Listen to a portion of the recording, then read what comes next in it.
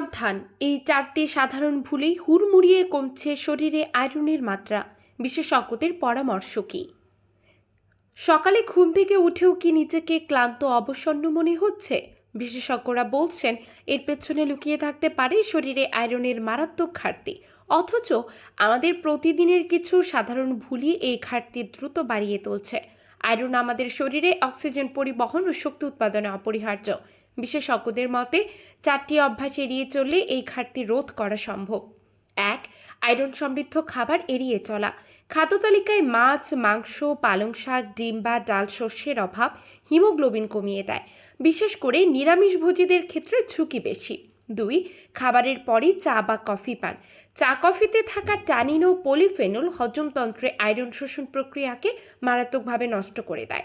বিশেষজ্ঞদের পরামর্শ, খাবারের অন্তত 1 ঘন্টা পর চা বা কফি পান করা উচিত। 3. হজমের সমস্যাকে উপেক্ষা। দীর্ঘদিন ধরে গ্যাস্ট্রাইটিস বা অন্যান্য হজমজনিত সমস্যা চললে পুষ্টি শোষণ ব্যাহত হয়, ফলে আয়রনের ঘাটতি বাড়ে। দ্রুত চিকিৎসকের পরামর্শ নেওয়া জরুরি। 4. প্রক্রিয়াজাত খাবারের উপর অনির্ভরতা। ফাস্টফুড, সাদা রুটি বা চিপসের মতো প্রক্রিয়াজাত খাবার শরীরের প্রয়োজনীয় পুষ্টি থেকে বঞ্চিত করে।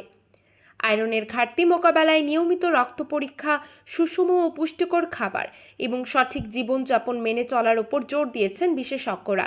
ছোট ছোট পরিবর্তনই শরীরকে প্রাণবন্ত ও কর্মক্ষম রাখতে সাহায্য করে।